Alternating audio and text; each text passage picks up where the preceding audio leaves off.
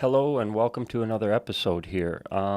Just wanted to do a quick episode on knife sharpening and some of the fundamentals and some of the do's and don'ts, and really the one method that I think um, beats all of them versus stones versus electric sharpeners or whetstones. We got a dry stone here that you can put oil on, and I've used it. You can use it to sharpen an axe or whatever. The time when you need a knife sharpened most is always when you're out in the field. And one of the big factors of being out in the field is your knives are never clean and you're never near any running water. And that brings me to stones. You could put a decent edge on these knives with a stone in the field.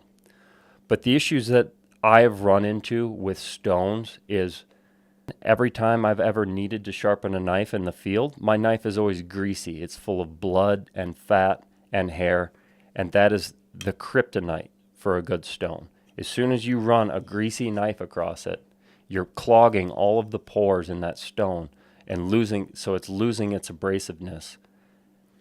A steel, however, if it gets greasy or dirty or bloody, you take your shirt or a wet wipe and you wipe it off and you're good to go again. It's by far the best method of sharpening a knife. And I'll go through some reasons why here. So what I'm going to do in this video is first, I'm going to go through the basics of steel sharpening with a steel.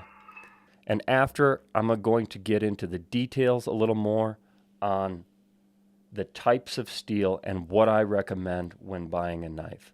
So first and foremost, how to use one of these.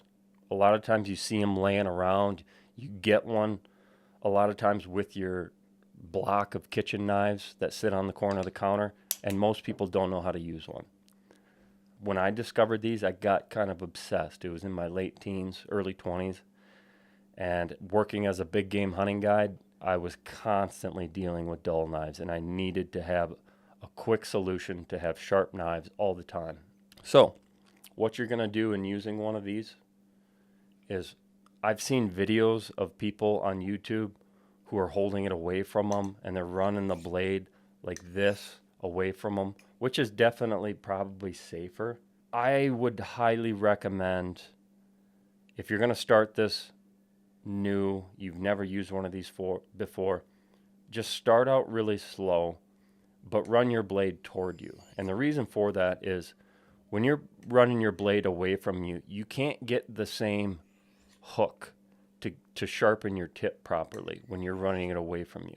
My hand only goes so far this direction, where when I turn my hand toward me, I can roll my entire wrist, utilizing the entire length of the steel. I recommend running your blade toward you, and as you run it toward you, you want to hold about a 20-degree angle. Best way to find a 20-degree angle, 20 to 22-degree angle, is 90 degrees. Half of that is 45 degrees. Half of that would be around 22 degrees. So that gives you a good idea, but more than anything, repetition. If you stick with this over and over and over, film yourself doing it in slow motion, and try and just develop the muscle memory of utilizing the whole steel throughout the entire length of your blade, depending on the length of your knife, with each stroke.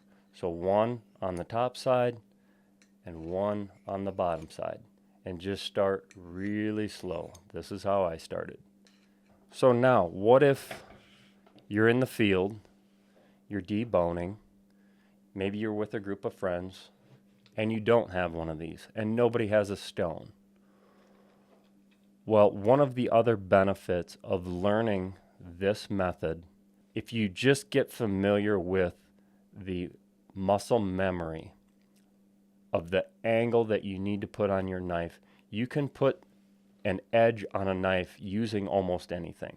I've sharpened knives on the backs of wrenches. I've sharpened knives off the back of other knives. I've sharpened knives off of screwdrivers.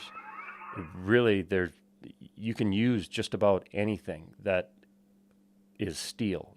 All it is steel on steel, and repetition over time, you can put an edge on anything. So now I'm going to demonstrate how to put an edge on a knife when you don't have a steel. So for this, I'm going to use this Gerber knife, which I know is really hard steel. Let's say you're out hunting and your buddy has a knife in his pack and you say, hey, my knife is dull. Can I use the backside of your knife to sharpen my knife? And I'll show you how you do that. So once again, I'm going to take the edge off of this knife. It's cheap and it's quick for demonstrations.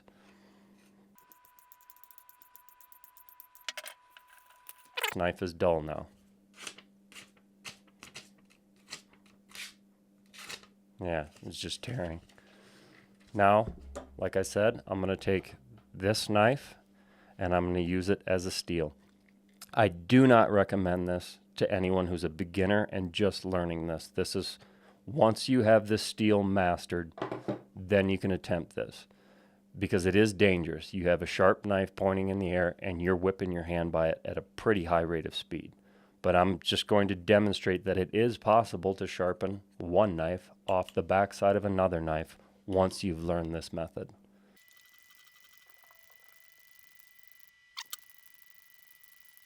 I think we're there.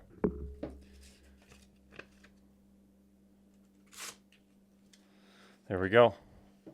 Once you get that muscle memory down of utilizing your entire steel and rotating your wrist properly with the proper angle on your knife and hitting each side evenly, you can apply that technique of sharpening across multiple different objects. Like I said, wrenches, screwdrivers, the backs of other knives, and it has come in very handy for me in the past when I find myself in a pinch and need to sharpen a knife and don't have a steel. I'm not overly well read in steel types. I do have the steel types wrote down for the knives that I have on display here. On this end, I have some higher end knives which are composed of harder steel most of the time. So like this one here is made of D2 tool steel. And there's a hardness test, which is called the Rockwell hardness test, or an HRC rating. And this is a knife made by Knives of Alaska. It's a camp knife. I still use it today. It works all right because it's hard steel and it's a bigger knife. So it's got some weight to it, so that when I'm working it on the steel, I'm actually able to make some headway with it. However, on the smaller end, this also is a Knives of Alaska knife. It's really small and it's made of 440 carbon, so it's a high carbon steel knife. And with it being so small and made from such a hard steel, it seems like once the edge is gone, it's gone. And I'm not implying that these knives are junk by any means. This applies primarily to camping a long ways from electricity and water. These knives will sharpen up really well on an electric sharpener. The multi-stage sharpeners where you pull them through and they've got a spinning wheel, or even a whetstone wheel that runs in water with a leather buffing wheel on the side. You can get these knives extremely sharp using those methods. Most of the time when I need a knife sharpened the most is when I'm breaking down an animal in the field. And I have found through my own experience that the cheaper knives, when using this sharpening method, always seem to touch up better. These knives over here on the lower end, this one being my number one favorite go-to knife. It is a outdoor edge swing blade. It's got the gut hook, which swings out, and it is made of AUS-8 stainless steel, which has a hardness rating of 58 to 59 HRC. Remember, these were 60 to 62, anywhere in there. So this one is definitely on a little bit on the lower end, but I always find that it's super easy to touch back up in the field once it's lost its edge, primarily because it's a softer steel. Now here, I have a knife that I bought at a trading post for $8. I don't even know what kind of steel it is. It says it's made in Pakistan, but I can tell just by running it across the steel that it's a very soft steel. If it gets wet and it sets overnight, it'll develop a layer of rust almost overnight, so it's not stainless steel. However, I'm going to demonstrate the advantage of softer steel versus harder steel with this sharpening method. So if I take, for example, this knife, I'm going to attempt to put an edge on this knife.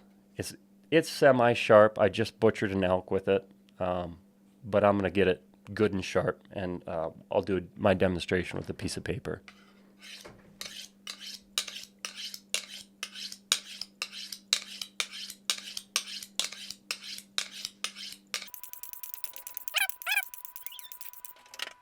Okay, so this knife should be pretty sharp. It's all right. Like I said, if you want to get this knife really sharp on a steel, it takes time and, I guess, talent. I don't think of myself as talented, but I've spent a lot of time sharpening with this method of sharpening knives, and it seems like I can always get the angle right. So now I'm going to take a knife on the total opposite end of the spectrum as these more expensive knives over here. Like I said, I paid $8 for this knife. And what I'm going to do is I'm going to take the edge off of it and show you how sharp it isn't. And then I'm going to put an edge on it and show you how sharp it is and how quickly I'm able to do that. So I'm taking the knife directly down against the steel, taking the edge off of it. Feels pretty dull. Yeah, I can't even get the paper to cut. But, now watch. But because it's softer steel, yes, it's cheaper, but because it's softer steel, I'm able to put an edge on it very quickly.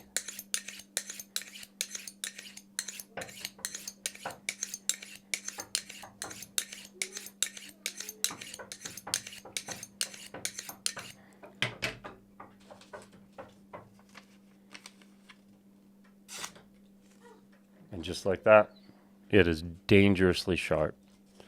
So in my personal preference, I would much rather have a cheap knife that I know I can get dangerously sharp in under a minute. And in the middle here, I have a Benchmade knife. And Benchmade is a very unique company. So this knife here is made of CPM S30V steel. And it also has a hardness rating of 59 to 60 HRC. What's different about this steel is it isn't as brittle as the stainless steels used in these other knives. So for whatever reason, it seems to roll over right on the steel when you're working it.